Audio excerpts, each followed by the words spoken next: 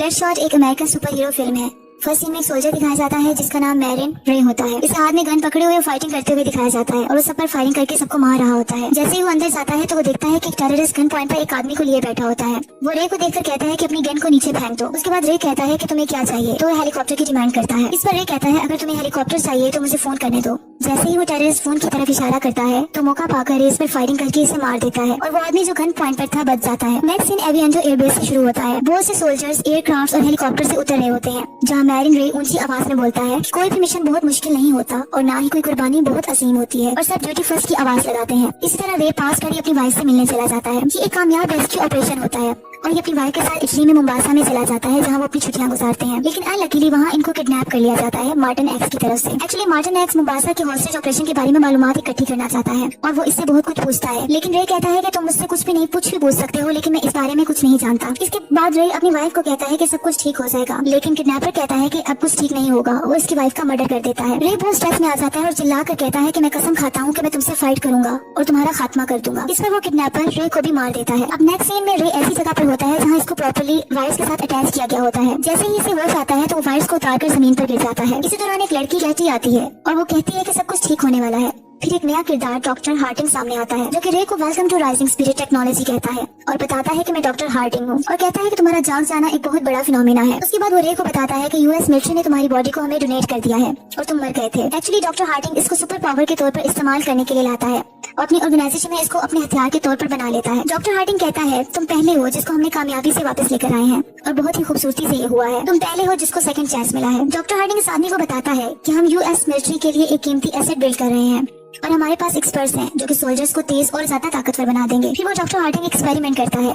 जैसे ही वो रे के हाथ पर जख्म लगाता है तो इसका जख्म बहुत जल्दी रिकवर हो जाता है। एक्चुअली ये बायोमैकेनिकल कंस्ट्रक्ट होता है जो कि बहुत तेजी से रिएक्ट किया जाता है। डॉक्टर हार्टिंग इसे बताता है कि ये टेक्नोलॉजी के जरिए बहुत से डैमेज टिश्यूज को फौरन ठीक कर लिया जाता है। इसके बाद कैटी कहती है कि तुम कौन हो ये तुम नहीं जान सकोगे क्योंकि तुम्हें क्लासिफाई कर लिया गया है। और डॉक्टर हार्टिंग कहता है वो तुम्हारा माजी था लेकिन ये तुम्हारा फ्यूचर है। फिर डॉक्टर हार्टिंग अपने बारे में बताता है कि मैं टेनिस प्लेयर था और चैंपियन था और 15 साल की उम्र में मुझे कैंसर हो गया था और मेरी बाजू को काट दिया गया। उसके बाद फिर वो अपनी बाजू रे को दिखाता है जो कि एक नई बाजू एक मैकेनिकल वे से लगा दी गई होती है और बहुत ताकतवर होती है। फिर इस तरह वो रे को ये भी बताता है कि अगर बहुत से सोल्जर्स अपनी बाजू खो देंगे तो हम उनके साथ एक नई बाजू लगा देंगे जो कि और ज्यादा ताकतवर होगी। इसके बाद वो अपने मुख्तलिफ पेशेंट्स से इसको मिलवाता है जिसमें जिमी भी होता है और बहुत सारे दूसरे भी पेशेंट्स होते हैं। इनमें से वो बताता है कि ये और ज्यादा ताकतवर हो गए हैं क्योंकि जिमी ने अपनी टांगे खो दी नहीं, उनको आर्टिफिशियल लेग्स लगा दी गई हैं। जबकि जो दूसरा इसका पार्टनर होता है वो अपनी आंखें खो देता है, जबकि वो कैमरास उसके ऊपर एडजस्ट कर दिए जाते हैं जिसकी वजह से इसका बिल्कुल जो एफिलिएशन होती है डायरेक्टली ऑप्टिक नर्व से मिल जाती है और वो हर चीज को देख सकता है। नेक्स्ट सीन में जब रे सोकर उठता है तो इसमें एक्स्ट्रा एनर्जी आ जाती है।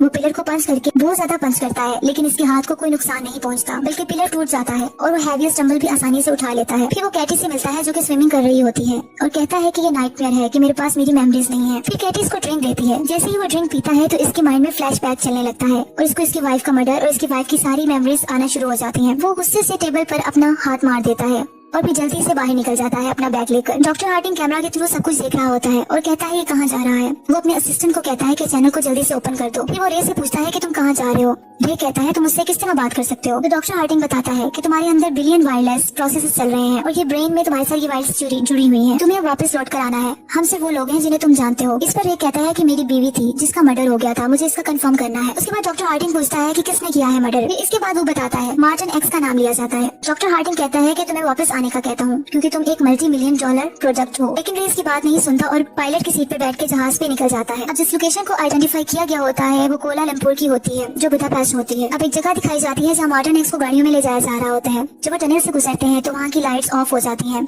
और अचानक से एक ट्रक आकर वहाँ टकरा जाता है। अभी मार्टिन एक्स गाड़ी में बैठा होता है और पास बैठे दो आदमियों को कहता है कि मुझे बाहर जाने दो। इसी तरह वहाँ रे पहुँच जाता है और बहुत सारे लोगों से फायरिंग शुरू कर देता है। मार्टिन चिल्लाता है कि मुझे इस कार से बाहर निकालो। रे पर फायरिंग की जाती है लेकिन इस पर किसी चीज का कोई असर नहीं होता क्योंकि इसे सुपर ह्यूमन पावर बना दिया गया होता है। इसका सारा जमीन पर गिरा हुआ खून इसके अंदर चला जाता है और जल्दी इसकी रिकवरी हो जाती है। दूसरी तरफ आम बॉडीगार्ड्स और सब इस पे बॉम्ब से और गन से अटैक करते हैं लेकिन रे का कुछ नहीं बिगड़ता। आखिर वो मार्टिन एक्स की गाड़ी की तरफ बढ़ता है और इसका मर्डर कर देता है। अगले सीन में ट्रिकोल एयरफील्ड को दिखाया जाता है जहाँ रे अपनी जीप में वहाँ जाकर पहुँच जाता है। वहाँ साइंटिस्ट के पेशेंट जिमी, मार्कस एंड केटी उसका वेट कर रहे होते हैं और उसको दोबारा लेबोरेटरी में वापस लाया जाता है। वो केटी को बताता है जिसने मेरी वाइफ का कत्ल किया था मैंने इसे मार दिया है, मैंने अपना काम कर लिया है। अब सब रे को लेकर ही प्रोग्रामिंग के लिए राइजिंग स्पिरिट में वापस ले आते हैं। लेबोरेटरी में रे के ऊपर फिर काम किया जाता है और इसकी मेमोरी को वाइप आउट भी किया जाता है। हकीकत में डॉक्टर हार्टिंग इसकी वाइफ की डेथ के मुताबिक फास्ट मेमोरीज को डाल रहा होता है, जो कि बहुत ही गलत मेमोरीज होती हैं, जो इसकी प्रोग्रामिंग का हिस्सा बना दी जाती है, क्योंकि राइजिंग स्पिरिट में राइवल्स को खत्म करने के लिए रे की मौजूदा मेमोरीज को खत्म कर दिया जाता है और उसको दोबारा रिप्रोग्राम किया जाता है। अब डॉक्टर हार्टिंग कैटी से बात करता है और वो कहती है कि हम इसकी मेमोरी को वाइप आउट करने जा रहे हैं। डॉक्टर हार्टिंग कहता है कि जो हमने किया है वो एक मकसद के तहत था, जिससे पता चलता है कि हार्टिंग रे को अपनी मर्जी से इस्तेमाल कर रहा होता है एक वेपन की तरह। अब हार्टिंग का अगला टारगेट निक बैरिस होता है, जिसको रे के जरिए मरवाना होता है। जबकि सीन में केटी कहती है कि रे एक सोल्जर है, लेकिन हार्टिंग कहता है ये एक डेड सोल्जर है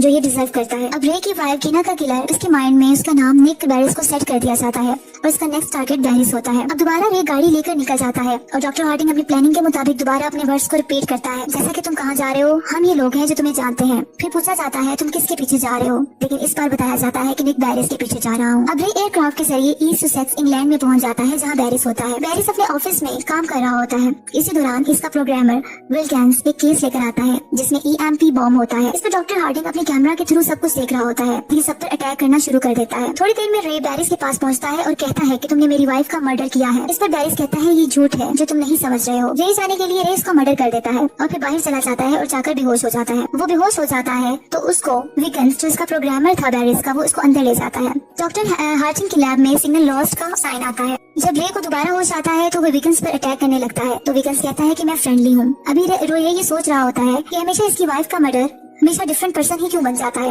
विल्किंस इस पर हैरानगी दिखाता है। रे इसको बताता है कि मेरी बीवी का नाम गिना है। फिर अपने हाथ पर कट लगा लेता है और एक ग्लास में अपना ब्लड निकालकर विल्किंस को दे देता है। विल्किंस इस पर कहता है कि ये अमेजिंग है और कहता है कि तुम इंटायर प्रोग्रामेबल सिस्टम के तहत चल रहे हो, और ये भी बताता है कि राइजिंग स्पिरिट ने तुम्हारे अंदर गलत मेमोरीज डाल दी हैं और तुम्हें एक किलिंग मशीन बना दिया है। इस पर ये कहता है कि ये प्रोग्राम ज्यादा अरसे तक नहीं चलेगा और फिर ये भी डिस्कवर कर लेता है कि इसकी वाइफ जिंदा है। नेक्स्ट सीन लंदन इंग्लैंड में दिखाया जाता है, जहाँ रे अपनी वाइफ को तलाश करते हुए इसके घर तक पहुँच जाता है और इसे कहता है कि घर आ जाओ। इस पर गिना कहती है कि तुम्हें क्या हुआ है, ये तो सब कुछ सेटल हो गया था, अब मेरी एक फैमिली है। रे पूछता है कि आखिरी बार हम कब मिले थे, जिस पर इसकी वाइफ बताती है कि 5 साल पहले।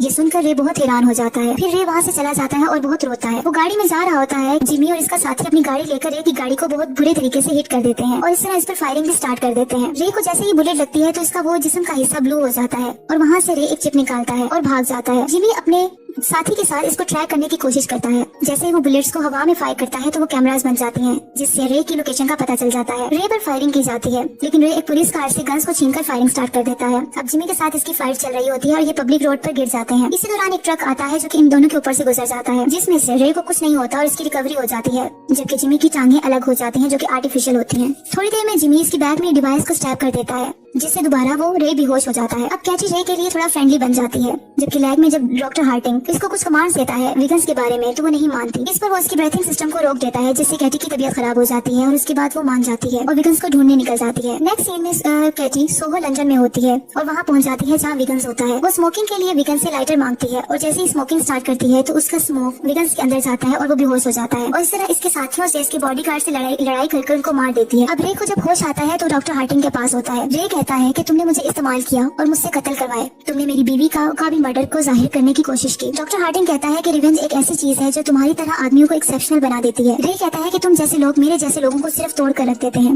लेकिन तुम हमें कंट्रोल नहीं कर सकते और ऐसा होना होगा भी नहीं। अचानक से डॉक्टर हार्टिंग इसके पहले वाली कंडीशन में लाकर सेंसलेस कर देता है। एक तरफ डॉक्टर हार्टिंग रे पर अपनी प्रोग्रामिंग कर रहा होता है, जबकि दूसरी तरफ विल्किंस अपनी प्रोग्रामिंग स्टार्ट कर देता है। केटी रे की मदद करने की कोशिश करती है और रे को बचाने की भी, ताकि वो रे को उसकी जिंदगी को बचा सके और उसको सही जगह पर ला सके। अब डॉक्टर हार्टिंग केटी की प्लानिंग जानने के बाद इसकी ब्रीथिंग सिस्टम को दोबारा रोकने की कोशिश करते हैं, लेकिन एक्सेस डिनाई हो जाती है। एक तरफ जिमी भी अपनी फुली आर्म्ड हो जाता है और रे से फाइट करने के लिए निकल आता है। अब रे को विल्किंस कंट्रोल करता है और रे कहता है कि मैं अब अपना काम करने जा रहा हूँ और वहाँ पहुँचता है जब जिमी अपने दोस्त अपने साथी मार्कस के साथ होता है और इससे फाइट करता है। दूसरा जिमी का साथी भी इसकी मदद के लिए आ जाता है। अब जिमी और मार्कस मिलकर इससे फाइट करते हैं, लेकिन रे सुपर ह्यूमन पावर होते हुए जिमी को बहुत बुरे तरीके से हर्ट कर देता है और एक जिमी का पावरफुल हैंड को इससे अलग कर देता है। और जहाँ डॉक्टर हार्टिंग भाग रहा होता है उसका वो हैंड उसकी गाड़ी में जाकर लगता है, जिससे उसकी गाड़ी रुक जाती है। अब रे डॉक्टर हार्टिंग की तरफ बढ़ता है और डॉक्टर चिल्लाता है कि मैं सिर्फ अकेला था जिसने तुम्हें रिबिल्ड किया, अगर मैं नहीं हूँगा तो तुम भी सर्वाइव नहीं कर सकते। लेकिन रे मुसलसल गुस्से से डॉक्टर की तरफ बढ़ता जाता है। डॉक्टर हार्टिंग अपने वेपन्स को निकालता है और रे पर अटैक कर देता है, लेकिन वो बुलेट रे अपने हाथ से रोक लेता है। कैटी दूसरी तरफ विल्किंस के साथ बराबर रे की बॉडी और माइंड को कंट्रोल किए हुए होती है। रे पर अब बहुत सी चेंजिंग्स आती रहती हैं और रे हाथ में पकड़े हुए बॉम्ब को जमीन पर गिरा देता है, जिस पर बहुत बड़ा ब्लास्ट हो जाता है और डॉक्टर हार्टिंग की भी डेथ हो जाती है। नेक्स्ट सीन में जब रे की आंख खुलती है तो वो पूछता है कि मैं कहाँ हूँ, तो विल्किंस इसे रिलैक्स बोलता है और पूछता है कि अब तुम कैसा फील कर रहे हो। इसके बाद कैटी बाहर बैठी होती है और वो रे विल्किंस को थैंक यू बोलकर कैटी से बाहर मिलने चला जाता है।